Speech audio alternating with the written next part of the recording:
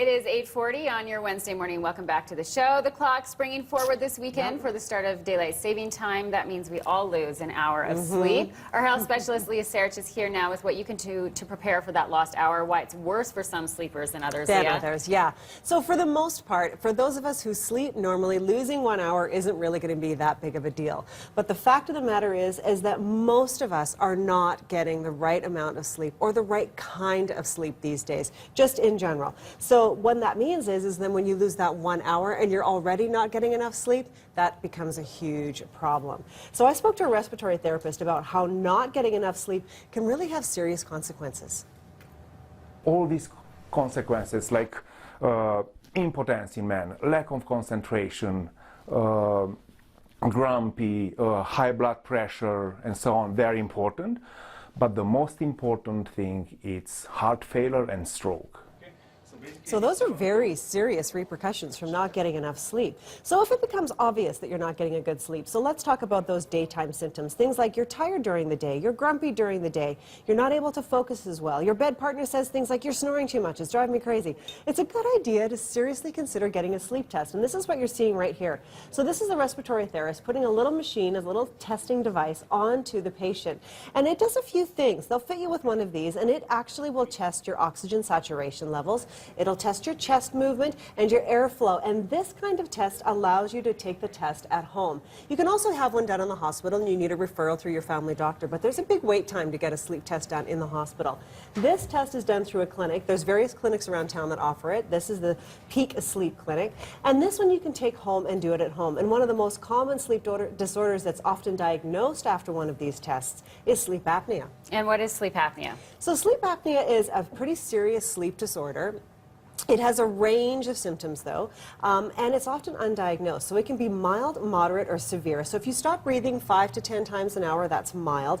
15 to 30 times an hour, that's moderate. And over 30 times an hour, that's severe. And this is actually quite common.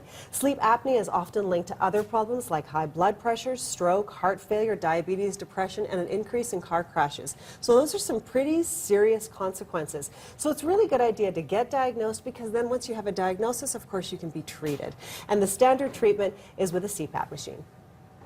CPAP stands for continuous positive airway pressure, right? It's a small device that takes air from your bedroom and delivers it through a mask and a hose into your airways. Basically, keeps your airways open, right? I can guarantee you that 95% these machines, they're gonna treat sleep apnea with one condition, though: the patient to be compliant with the therapy. They have to wear the machine. That's very important. So if you can actually get your patient to wear the machine consistently, you're going to see some really positive results. And the therapist said often what happens is that once patients actually feel what it's like to have a really good sleep, then they're going to wear it, and they're going to wear it all the time.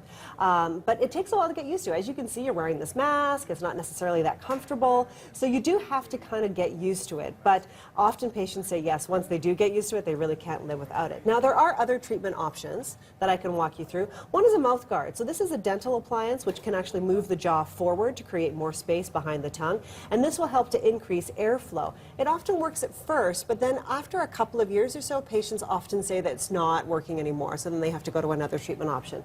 There's also surgery in some cases, which is an option.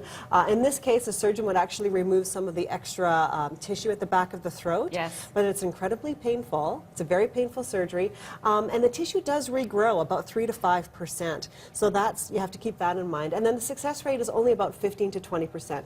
So the bottom line is that CPAP machine tends to work the best for most patients. Okay, for bad sleepers who do not think that they have sleep apnea, what are some ways that they can improve their sleep? That's right, because not all of us are going to have sleep apnea, and some of us just aren't sleeping well. And sometimes that's just an issue of sleep hygiene. So things very quickly to keep in mind. Follow a sleep schedule and stick to it. Try to go to bed at the same time and wake up at the same, even on the weekends, because people sometimes like to sleep in on the weekends. Get rid of all the technology. So get the TV out of the room, get the smartphone out of the room, even turn your clock radio around if you still have one of those ancient things. And get comfortable. Cool, dark room, right? Cool and dark.